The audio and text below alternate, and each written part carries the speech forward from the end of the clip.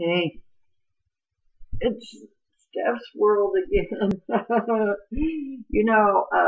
bet this is a big shock to everybody that I'm doing it, so many times.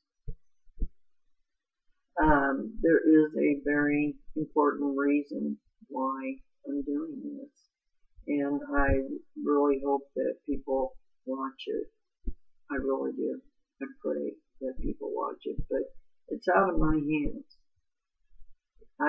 When I do this, I I literally have to let go of it. Okay, I send it off into the airways, and if anybody bothers to watch it and get anything out of it, great. If you don't, well, so be it. Okay, now I actually put a little bit of makeup on, even with these hands that can barely do anything, and I try to look somewhat normal for you, but it's very difficult. And I'm not kidding. It's very difficult. Oh, by the way, this is The World According to Steph, Spiritual Foundations, Chapter 53. And I don't know if it's a part 1 or part 2, but it's number 53. That much I do know. I'm going to try to go through this as quickly as I can. If you watch the other two that I just put on, then I also put a picture on of my oldest son, whose name now is Brian. His name was not Brian when I gave birth to him, and he was my child I figured it out. He was about closer to 8 months old when I gave him. I allowed other people to raise him, finish raising him. And as I said in the video yesterday, some things are necessary in our lives. And I'm on this ladder, and I've been talking about the ladder. I believe we all have a ladder that we climb every single day. If we learn something, or if something happens to us in one of those days, that's another piece of that ladder. If that makes sense, okay? It's another part of that ladder that we're climbing. Now, we're not climbing to heaven, okay? That's not what this is all about. Not at all. And that's something I'm going to start explaining. But I have to start with me and my life and my ladder to help you, if you watch it, understand your life and your ladder, if that makes any sense.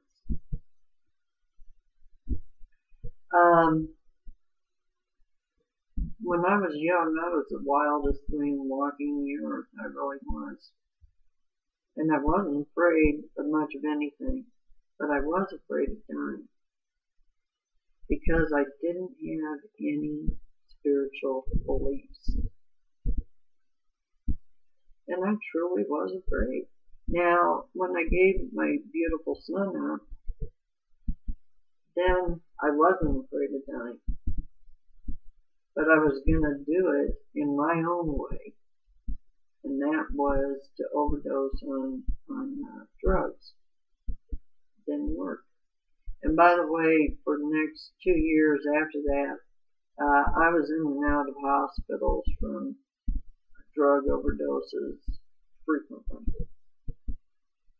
And then I drank with the drugs, to intensify it, I guess. But I was a blackout queen. I had blackouts like you could never imagine. I have absolute blank memories of the times, during some of those times. And that was the way I wanted it. I didn't want to think about anything. If I died, okay, great. right. I don't know what I believe in, but okay. That was my attitude. And I used to think to myself, how will I know if my little boy is safe? How will I know? And then I thought, okay, wait a minute, Steph. You know these things. You really do. And I do. And I'm going to tell a story about this in just a minute. My life went on like this until something wonderful happened. I had a boyfriend. Remember, I had a choice between two guys. I was one of those lucky girls, okay? But not real lucky, because my men that came into my life, for the most part, were alcoholics and drug addicts and all of this, and bikers. Now, when I say bikers, I'm talking about the real thing. I'm talking about stuff that I'm not even going to mention in these videos, okay? Those are the people I knew, hung out with. And then there was another group that also did drugs, but they weren't part of this other group, okay? There were two different groups. They were both sick, that's how I like to put it. Or I should say, they had their way of living, alright? When I decided to let go of my child, the man that I was involved with with bikers, he got very upset about it. I had choices, but I couldn't see them. That was the point. And I didn't have enough. My pride got in the way. Instead of saying, I need help. If I don't get help, I cannot keep my child. I did not tell anyone that except the other boyfriend. Now the other boyfriend, and I'm not going to put him down for this, he actually apologized to me a few years ago for helping. He felt like he had been helping me make this decision. Well, nobody helped me to make this decision. It was all my decision. It was my choice. And I am going to repeat that we have many choices in life for many things. Anything that comes into our world, we have a choice. We have a choice. We don't have to die. We can learn how to live with these tragedies. And sometimes they are tragedies. At the time when I gave my child up, to me, in my heart of hearts, my soul, that was a tragedy. I felt like I failed. I failed him, and I failed me. But on the other hand, I also felt like I was doing the right thing for my child. So you see, it was quite a quandary going on in this brain and the soul. My soul was part of this too, even though I didn't realize it was. Okay, so when I let my dear, sweet, loving little boy go, just the most beautiful boy in the world, besides my other children, my biker friend that was one of my male choices decided to go away too. And I'm not going to talk about what he went and did. Actually, I wrote about it. It was pretty interesting. It was almost kind of amusing. But he had a heck of a sense of humor, and he was wonderful. He used to keep me in stitches. He made me laugh. And when men can do that to a woman, I think women like that more than anything else in the world. To have a man that can make them laugh. Because laughing gets those endorphins going and it keeps us happy, right? Okay, so giving up my child affected him too. And there's a lesson there too. We don't think about how our decisions are going to affect so many other people. We don't stop and think about that when we make those decisions. But I did take several weeks. I didn't take the whole month. I took about 3 weeks to finally, the bills were pouring in and there was no money to pay those bills then.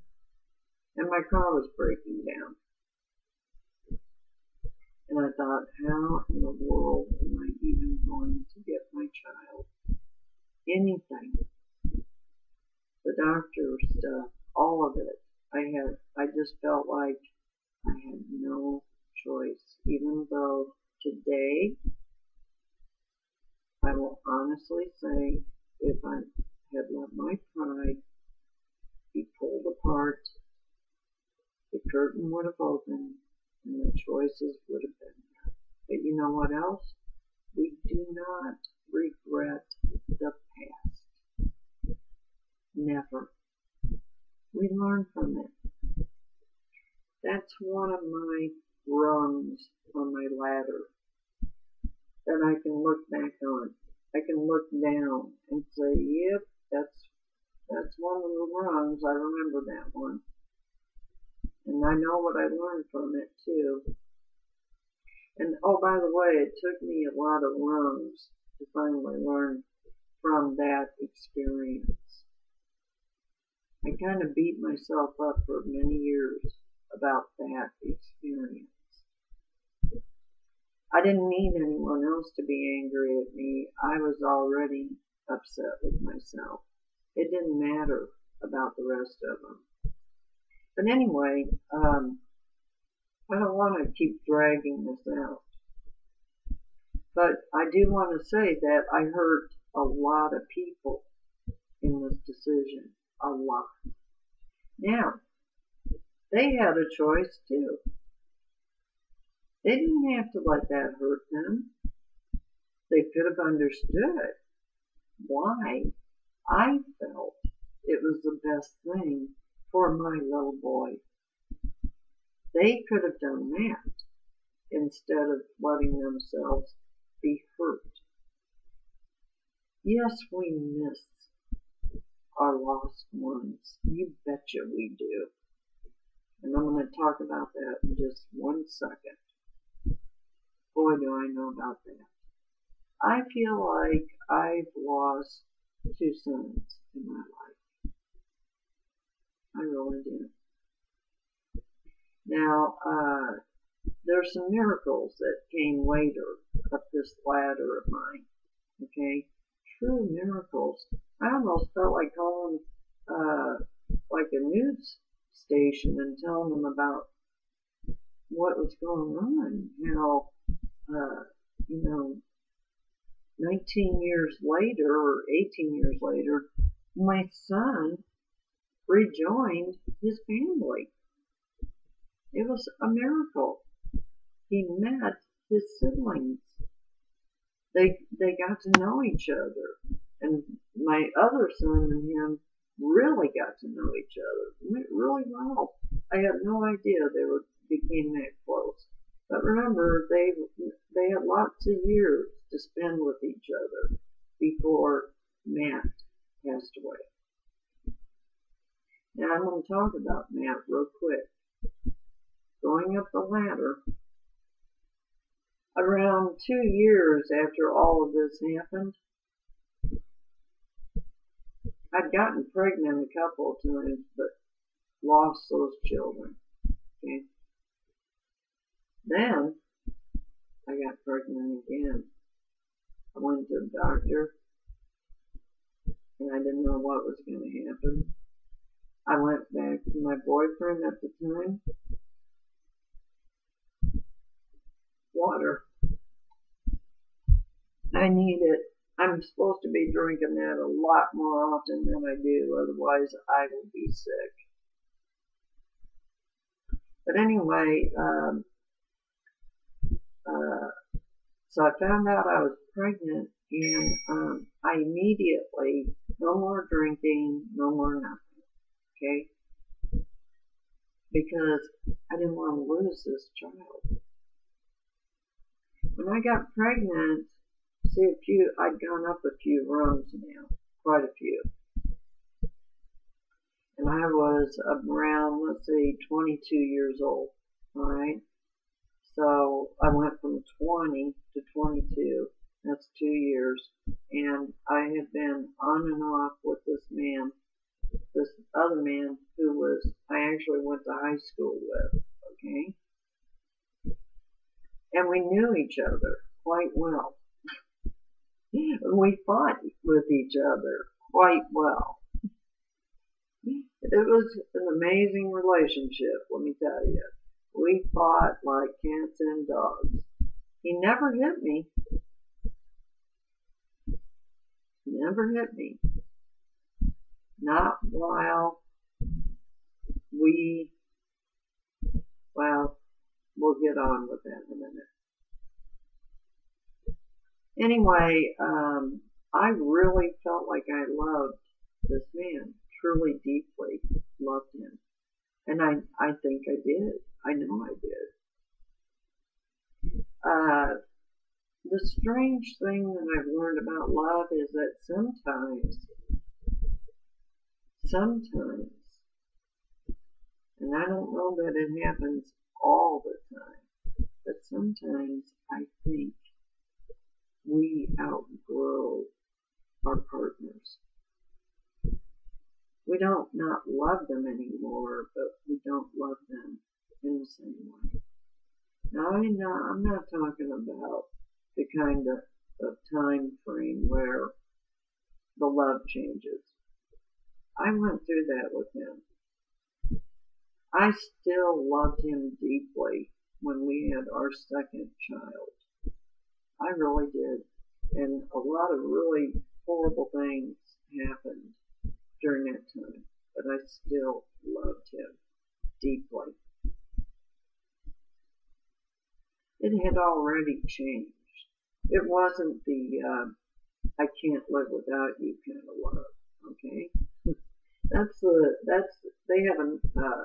They say we even have some kind of hormone that we emit during that period of time. And you know, after I think about all the times that I thought I was in love, I realize now that changed. It did change. The whole relationship changed. And if it lasted through the change, that was a good thing. If it didn't last, then it was definitely not meant to be. That was simply the hormone just going haywire. That's all it was. I figured that out, okay? But I just figured it out in the last few years. I mean, really, just figured it out. I never seriously thought about it, but I've had plenty of time to think about it now. I don't want any more men or women or anybody in my life in that way. I've had my fill. I've had enough relationships, and I don't need any more. Not those kind. Now, I wouldn't mind having friends. I want friends, but that's different than, going to the extent of exchanging bodily fluids, okay? Big difference. I don't I don't want to go to that point with anyone at any time. And some people might say, well, you're still young. Yes, 59 is still young. But I'm also very challenged.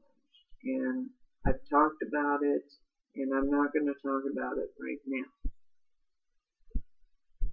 Just leave it at that and understand that the challenges are too much. I have to work with them. I don't have time to try to work with both. You know, I finally figured out on that, climbing that ladder, I got to one of these rungs where it finally hit me.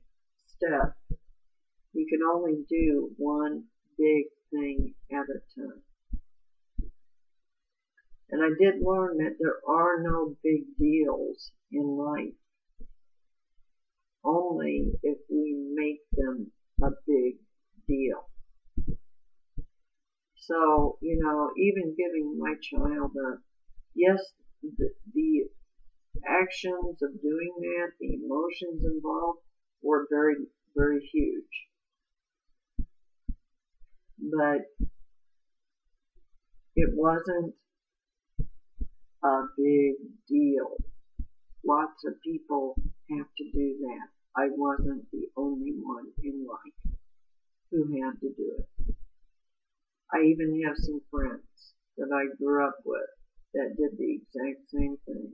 Now, they didn't keep their children as long as I did, and I think sometimes that does make a little bit of a difference.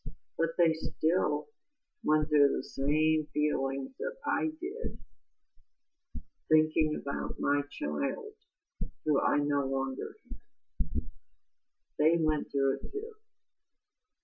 Alright, so we're climbing the ladder, and I find out I'm pregnant 2 years later. Well, I'd been pregnant twice before and lost those children. I was, body-wise, I was extremely tiny. I don't even know how to describe it. When I was a teenager, my waist was 17 inches. 17 inches. Yeah.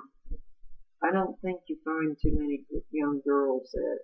I was a teenager, 15 years old, and my mother told me that, you know, the rest of the kids, she could always order clothes on, you know, on her order magazine things, okay? Not me. She couldn't do that with me. She never could do it with me. She said I was so tiny that, and I was tall, okay? For my tiny low size, I was tall. I was actually 5'4.5", but that's tall when you have a 17-inch waist. And I have a very long waist on top of it all. So it was really a strange situation. I was not a completely normally built person. Now, in some ways, it was a good thing. I was considered by some men attractive. And, but then on the other hand, that got me into a lot of trouble. Oh boy. Imagine a young girl, being kind of wild and set loose out on the streets like I was. And I was, basically. Kind of. I don't even want to get into that part. If you read my book, any of my books, you'll read about it. You'll read a lot about it, about what happened to me. They're on Google+. Now, they're only halfway done. In fact, one of the chapters I still have, and I didn't even upload it yet. I don't know if I'm going to. I haven't decided what I'm going to do with this yet.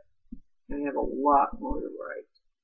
But let's get on with this, because this is immediately important. Where I'm headed is immediately important. Now, when I found out I was pregnant, my boyfriend at the time didn't want the child. He wanted me, but he didn't want our child. And, he just fought me left and right, tooth and nail, about every time I got pregnant. He didn't want the babies. Well, I guess that's why the babies didn't grow. But on this one, inside, I felt like, hey, I want this baby, period. And no matter what he said, I was going to keep that child. Nothing in this world would make me give that baby up. Nothing. I made a decision. I made a choice right then and there. Before, I must have been 12 weeks pregnant when I made that choice. Nobody else even knew I was pregnant yet. I didn't want to tell anyone. I usually lost babies about 3 months along, sometimes even later, and that's pretty horrible when it's later. Oh yeah, you actually go into a form of labor. Okay, so he and I were living together in a condo in the Chicago area, and I had a really good job. I actually had a pretty good paying job. I worked at Motorola, and I was a good worker, and I had made lots of friends too. I had a good group of friends. We all enjoyed doing the same kind of things, and as it turned out, two of the people that worked there with me, they were husband and wife, and she got pregnant too, a little bit later after I found out I was pregnant. So, hey, I had a buddy to go through the pregnancy with who understood all the stuff that I was going through. She was going through it too. And we became really close through this deal. Awfully, awfully close. Okay, now, my boyfriend at the time, everybody was hoping that he would get more into it as I became larger, but that didn't happen. Actually, the larger I got, even though he still acted like a husband would or a, boyfriend would, and did all those things that, husbands do to their wives, in reality, he absolutely did not want to be in a relationship. I did not understand that at the time. I was totally naive about it, or at least I made myself naive about it. So the family was excited. They were happy. My dad was just jumping for joy, because by the time I got to 5 months pregnant, we knew I was going to make it. I was going to carry this baby through. And the doctors told me it was a boy. Now, I always wanted a girl. And I'd say, no, it's going to be a girl. And they'd say, you can wish for a girl all you want, but this is a boy. Well, maybe I didn't want to have a boy because I didn't want anybody to think that that would replace my child that I had lost. And that's how I felt, that I had lost him. That was exactly how I felt. Almost as if he had died. Almost, but not quite. I always was hoping that he was alive, and I was always hoping that I would be able to tell. So here I am pregnant now, And the doctors tell me that it's a boy, and my dad is like majorly excited, and my mother was excited. Everybody was, oh, and the kids were older. Everybody was a little bit older. My sister, that is the closest to me, she was at the end of her teenage years almost. I think she was a senior in high school by the time I had the baby. And midway, when I was 6 months pregnant, a terrible thing happened during the pregnancy. I found out that my boyfriend, the father of my new future son, was basically cheating on me. And it hurt me deeply, just deeply. I felt like somebody had taken a knife and stuck it in my heart. I just felt horrible. And I did say some terrible things to him. But here I am, a teeny little pregnant woman, and I was huge outward here. I mean, it was just like my first child. So I knew they were right. In my heart, I knew I was having another boy, because I was just absolutely gigantor.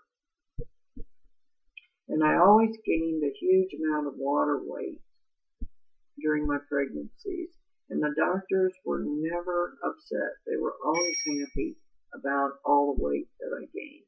But anyway, let's get on with this. So, midway through the pregnancy, or more than midway, 6 months in, my family came to my aid. They came to my aid. See, they were so happy about it. They actually were happy about my boyfriend too. They kind of liked him, shall I say. I don't think my dad liked more almost anyone that I got involved with in my life. But they accepted him. He was the father of their grandchild. And being a grandmother now, I understand that feeling. I really, really do. No matter what or how or who that person is, they're the father of your grandchildren. And you're going to accept them for whatever, whoever they are, no matter what. These are your grandchildren. So when he did this, they didn't like what he did. But they didn't care. They were still getting their grandson out of this deal. Okay? So when I called and said and cried and said, I don't even have a bed to sleep on tonight, I was in my condo, he had taken a huge amount of the furniture. Basically left me nothing. And not enough to sleep on, let's put it that way. I did have the phone that I could plug in, and I was able to call my family. Well, I had a new car, and that was also a good thing. See, I was prepared better for this child. I had basically a new car. I knew it wasn't going to break down on me. Of course, I had to learn to take care of it properly, which I did later.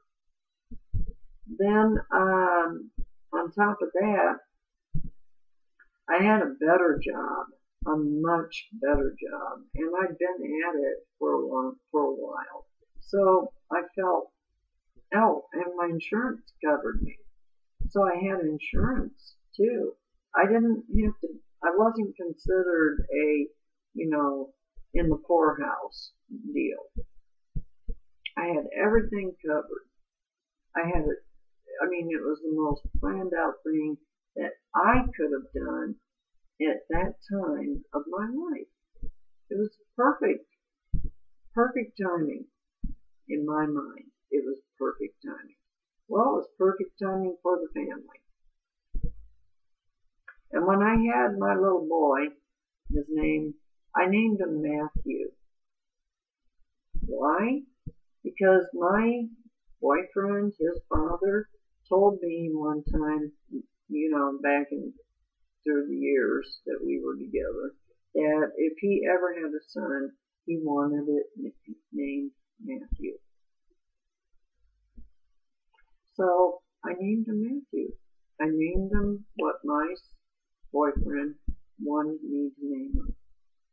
And I like the name too. I love the name. And I was kind of, there's a point where you still can't get quite away from your spiritual training. I still have a lot of Christianity spiritual training, and Matthew was part of the apostles. So I felt like it was a really holy name. It was a good, holy name. So that was in the back of my mind too. And it was more in my heart. And I call my soul my heart. Okay? So I'm learning some new stuff here now. I'm finding out that as I climb my ladder, that my family is supportive, after all. They had to learn their lessons too. We all had a big lesson from my first son. All of us did. My parents felt like they'd lost a grandson. They really did. They still feel that way. At least my dad does. I don't know if my mother even remembers anymore. She has Alzheimer's. But anyway, so it was wonderful.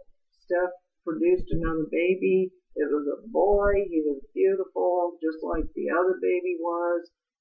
This one was much lighter skinned though. His father was Norwegian, full blood Norwegian. No mix of any kind. He came from a very Norwegian family.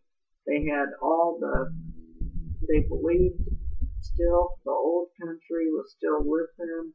I mean, these people were both sides of the family were Norwegian. So my son was half Norwegian. And then he had all of my stuff.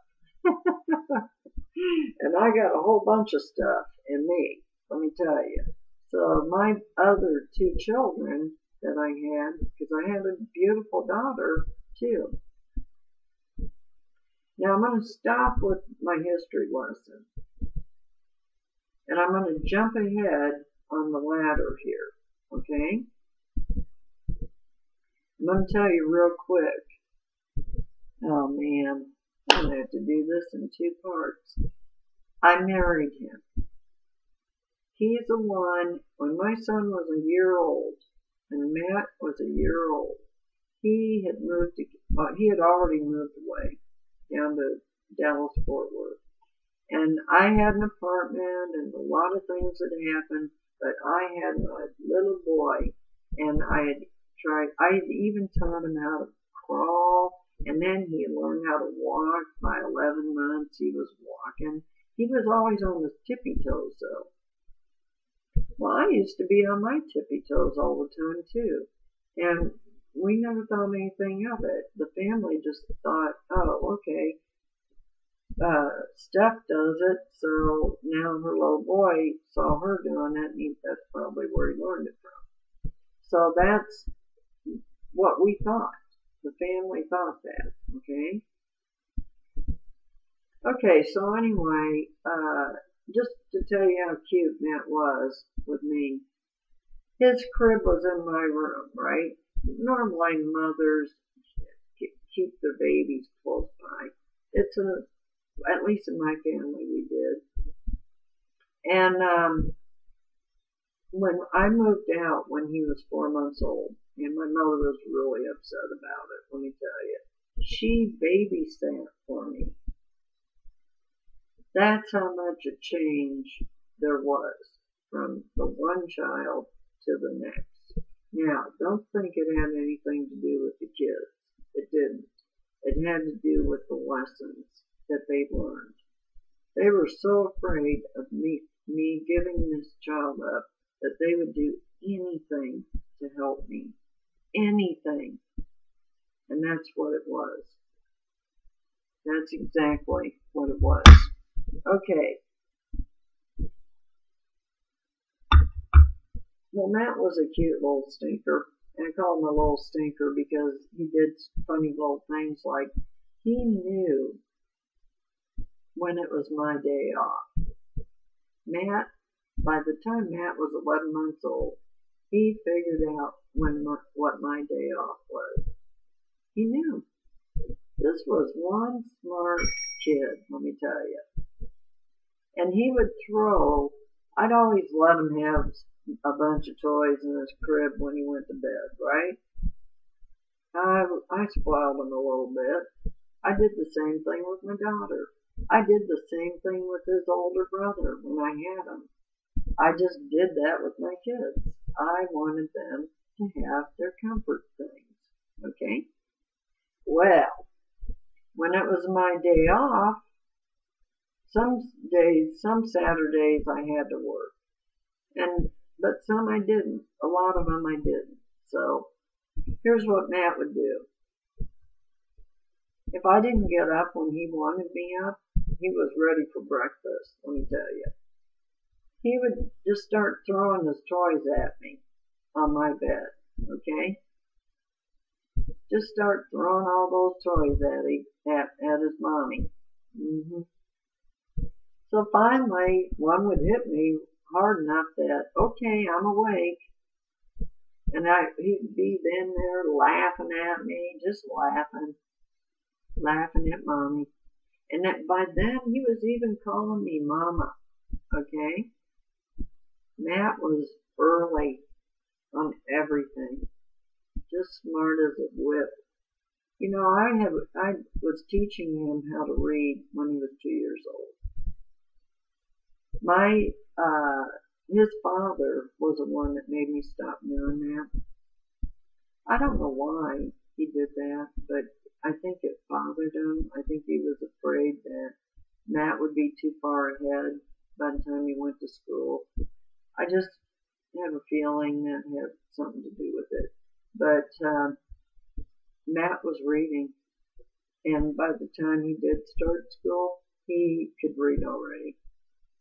Everybody found that out right away. Matt was reading books by the time he was in kindergarten.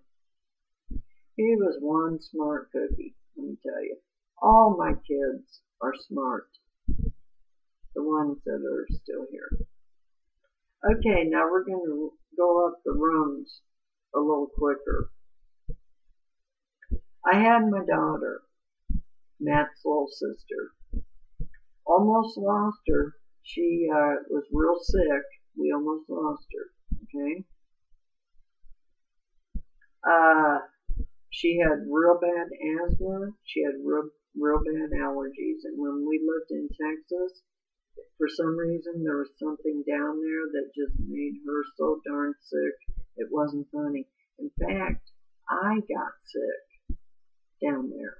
And I had pneumonia too. But I didn't die from it. I lived. She almost died twice. And thank God the second time that she literally turned blue. I mean, she was no longer breathing. And they did a code blue, and off they took our child. You know, Lee and I were both sitting there. Lee was their dad. I might as well say his name. You all know anyway, because I've put his picture out there with where he was buried. You know that his father's name is Lee. And by the way, we don't judge people, do we? You know, Lee made up a whole bunch of stuff to me later in life. He helped me hugely when I needed it. He came to my aid. And he was there every single day. When I was unable I needed a wheelchair, and nobody even thought about getting one. But the point was that he literally helped me get from my bed after the biggest operation I ever had in my life to the living room. And I mean, this operation was huge, huge, huge, huge. As Lee put it, they filleted me like a fish. That was long after the kids were gone, you know. Actually, Rachel, my daughter, was already married, had one child, and just found out she was pregnant with the middle one. And the middle one was actually born in my house. Okay, jumped way ahead here. It's 45 minutes. Here's the miracle I want to tell you about. And then I'm going to stop, and then we're going to have a part 2. This is just too much to tell you, and it's got to be told. About the time that their older brother would have been about 9, 10 years old, I felt like he was going to be on the Bozo Show in Chicago. And we used to have it in Kansas City. We were living in Kansas City by then. Matt had just started school. Rachel was still a toddler, basically. But every day we had a routine. Every single day.